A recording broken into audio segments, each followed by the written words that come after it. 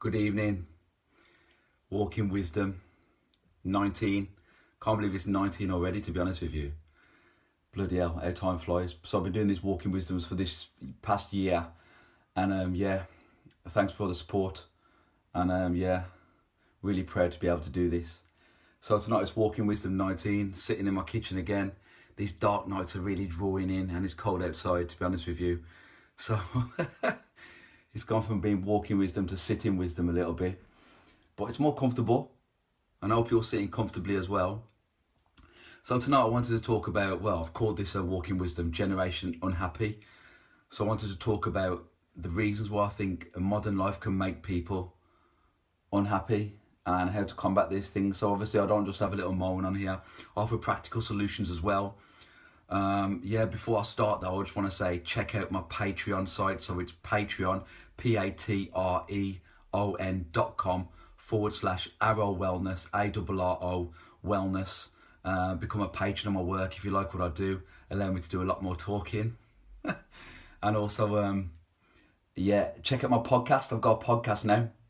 So done three podcasts thus far over the past few weeks. Got some interviews lined up in the next few weeks as well. Really excited to be interviewing somebody this week. I'm not going to say who till it pops off, but that's Robert Beighton podcast. Yeah, I've really thought about that title. And also check out my website, arrowwellness.com, and follow me on Twitter as well, at Arro Fitness, ARRO Fitness. That being said, because people don't normally get past the first minute anyway, so that being said, tonight I want to talk about the 5 reasons I think it is that people find themselves unhappy in the modern lifestyle.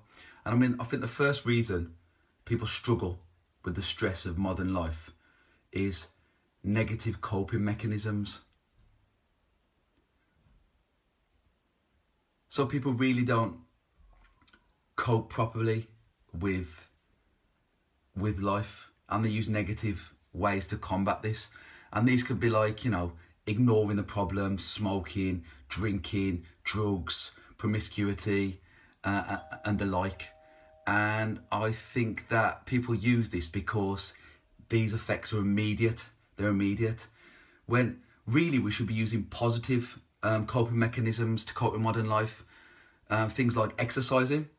And there's thousands of studies that prove that exercise takes away feelings of depression, anxiety, stress, and the like. And another way you can do it is confronting your problems as well. And also positive hobbies, getting out there, doing stuff. And I've talked a lot about this before, just doing stuff, eating healthily, and also meditation or meditative way of life. And that's ways we can cope with life instead of using negative coping mechanisms. My doorbell just went. I think my children have come back, so I expect a bit of a noise in the house. The second way we can combat, well, the second way people are unhappy in this modern life is it's the unhealthy lifestyle. So people have an unhealthy lifestyle. I'm just doing a Facebook Live video. It's in a Facebook Live video, son. Oh, I'll talk to you in a minute, okay? That was my son. So another way is they have an unhealthy lifestyle. So yeah, you've got people take a lot of sugar. You know, the killer. It's a killer. It's a drug. It's the cause of most people's problems. Now, do you think I'm being dramatic? Don't believe me. There's hundreds of studies on mental health that prove that sugar makes mental health problems and causes problems in cognitive function. It's addictive. It's instant. I mean, it's socially acceptable and it's socially expected to take sugar. But yeah, it's a killer. And you can read a lot of work by Robert Lustig. And there's hundreds of doctors. But a good book by Robert Lustig called Fat Chance, which talks exactly how sugar just creates mental health problems in the Western world. And not eating healthily as well causes obesity, self-image problems, diabetes, makes people unhappy, you know. And that's not just it though, it's not just eating unhealthy as well, because people think they're eating healthily, but what people are misunderstanding is they also need to take an optimal daily intake of vitamins as well and minerals, which causes a lot of problems. If you look at some of the work from Patrick Holford, Dr. Patrick Holford, the Institute for Optimal Nutrition. He talks about optimal intake of vitamins as well. And also cutting out processed foods, which contain chemicals that are toxic to the body. And that brings me on to a toxic lifestyle as well, you know, being toxic beans. So eating healthily is a great way to make you happy. So changes brain function and increases confidence and self-image. But people turn to pharmaceutical drugs when they're feeling unhappy. And to me, that's the same as getting a gardener around your house to weed your garden, and all he does is chop the heads off the dandelions. So he does chop the heads off the dandelions, then goes. So he hasn't weeded your garden. What he's done is chop the heads off the dandelions, which is the same as taking pharmaceutical drugs, if you ask me, for depression, and especially mild depression. You know, you need to find the root cause of these problems. Now, a third way I think people are unhappy, and the reason why they're unhappy in this modern life, because they have no life purpose or fulfillment. No life purpose or fulfillment at all. And that's because nowadays we're bred with this sense of entitlement. Like we deserve to be happy. It's our right that we should get stuff. We deserve to be treated equally. Why do we? Now, don't get me wrong, I believe we should be kind. And I'm not saying that people shouldn't treat other people equally. And I'm not saying that people shouldn't treat everyone like they feel like they should be treated. But this sense of entitlement, this me society, you know, people are told they're special when they're young, that they can have anything. And I'm all for inclusion. I'm for all people be included, especially at a school level. But when we're giving out medals to people just for taking part and saying it's just the taking part that counts, it's not the winning, we're lying to them, because they get into the real world. Without the tools necessary in the real world, they fail. And this is causing a massive low self-esteem, especially amongst young people. You know, what I mean by the tools to combat life is a reflective, a philosophical and inward-looking way to combat life. We're not taught this. We're not taught to find our true selves. We're taught instant gratification and expect success to come that way, from instant gratification. And modern life's the reason for this. Things like Tinder for dating, and also, you know, if I want to know something, I'll do this myself. I want to know something, straight away Google. If I want something, straight away Google. Instant gratification. And we're taught that as well. You know, short-term goals like exam taking. And we're taught success comes like that. But we're not taught that success in any field and any successful person has grafted at small little things every single day, every day. And the gratification that brings from that long haul, you know. And we live in land of materialism. We're not taught spiritual or self-reflective techniques when we're young. We're not taught that at school. We're not taught self-reflective techniques. And I'm not saying you need to be religious at all. You can believe what you want to believe. It doesn't make a difference. But we're not taught that there is something else to life and that we're more than just machines. We're not taught that at all. We're taught science is king. Science is king, especially our generation. And the generation before. I mean, the millennials, I'm part of the yuppie generation, you could probably call it. But we're taught science is king.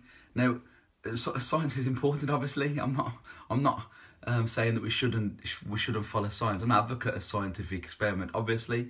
But what we're not taught is that philosophical or spiritual ways of looking at the world.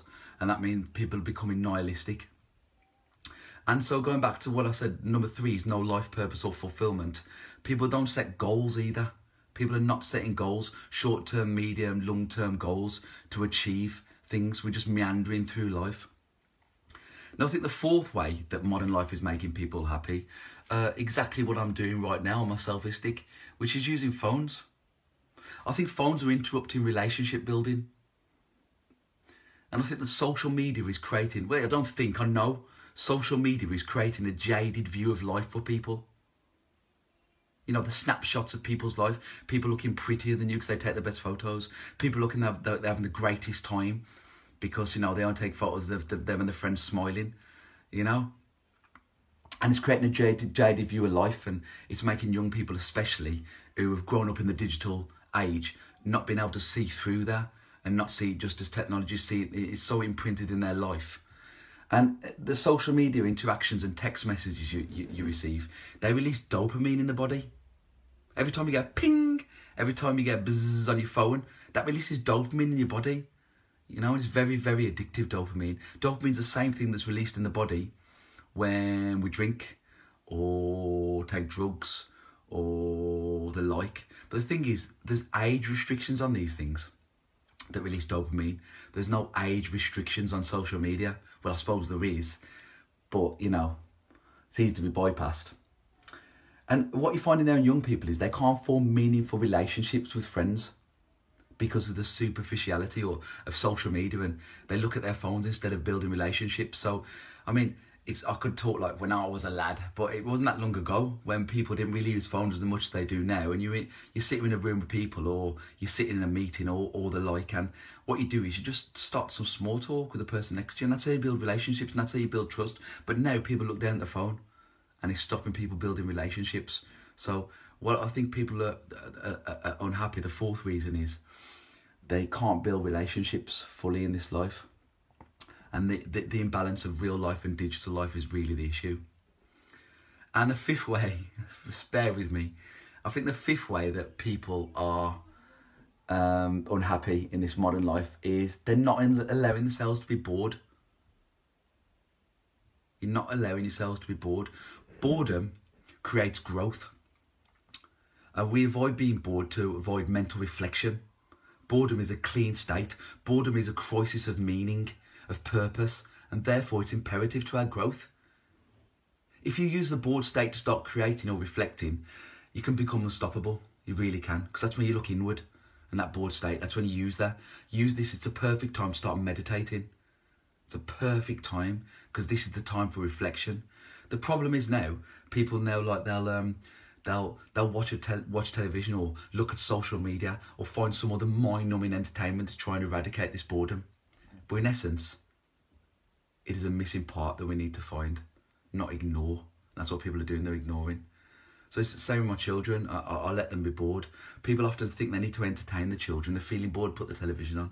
They're feeling bored, let them play a game.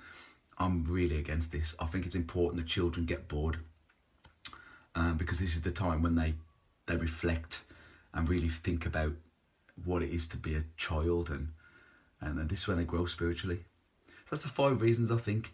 Now, to recap on this, I think the way that really you can combat this modern lifestyle and be happy is 1, be healthy, exercise, eat well, optimal nutrition, get enough water, get enough sleep, reset that rhythm in the body. And what you can also do is get out there, get better coping mechanisms with the stress, find positive hobbies, allow yourself to be bored, find inward growth. So now, put down this phone. Not share first. Put down this phone. Go make a cup of tea and chat to your loved ones. I'm Robert Beighton, Walking Wisdom 19. Hope you've enjoyed it tonight. Thanks for everybody who's been watching.